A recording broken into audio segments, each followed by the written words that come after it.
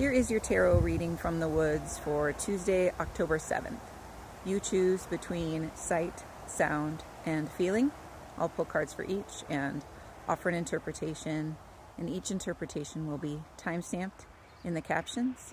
You can tune into your own environment or take inspiration from the woods, the sight of the dancing leaves, the sound of the bird and the wind and the trees, or the feeling of the brisk October breeze and the warm sun.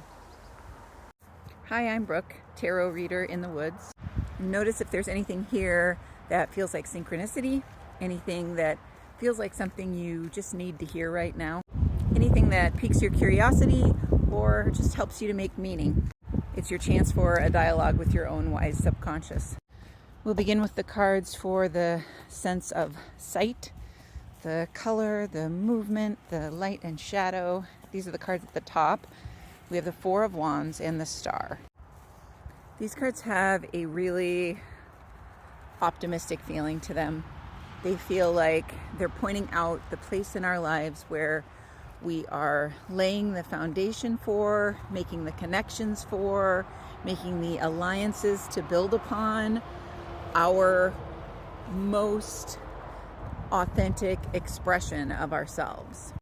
The Star is the card, I've described it before, as the card of self-actualization.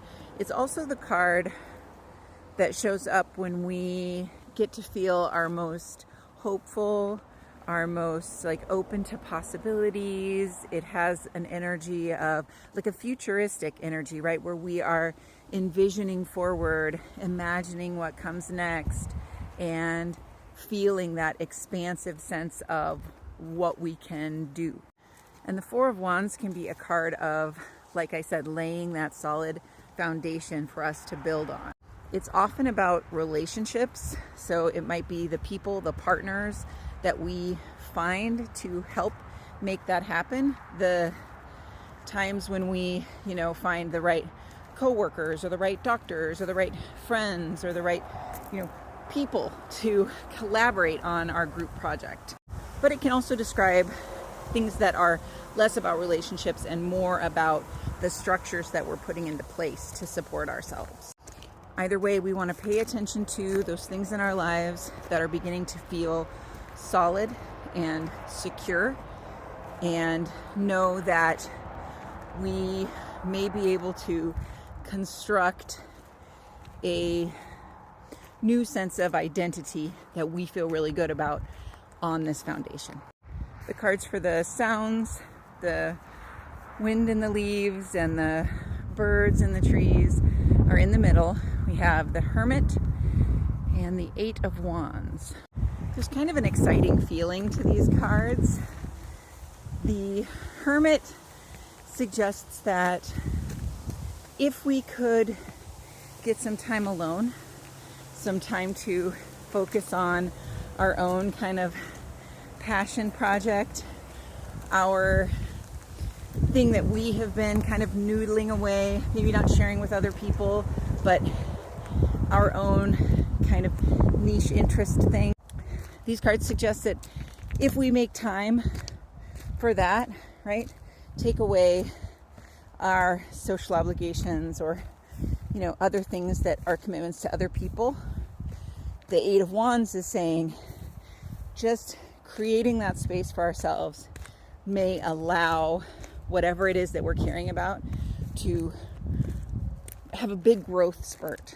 So you can imagine for any artistic project how that might be true. It could also be true for a work endeavor, and it could also be true for something domestic. Let's say you wanted to, you've really been wanting to clean your closet or something.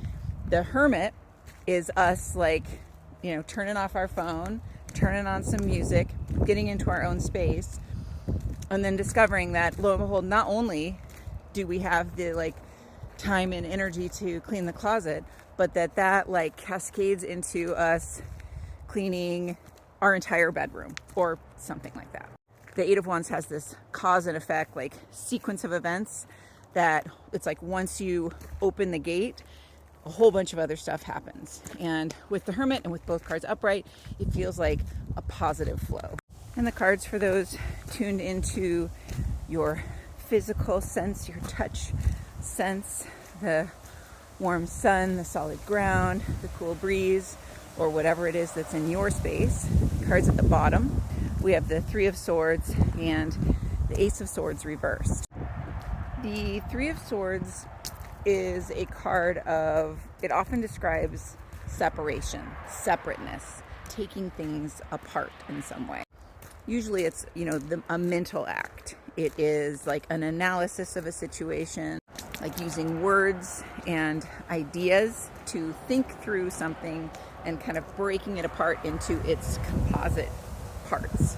We have 2 Swords cards here, so it feels like we are very much in the realm of our thoughts and our words. So these could definitely be cards about communication. And the reversed Ace of Swords indicates, like, what is the faulty thinking here? What is the falsehood? What is incorrect?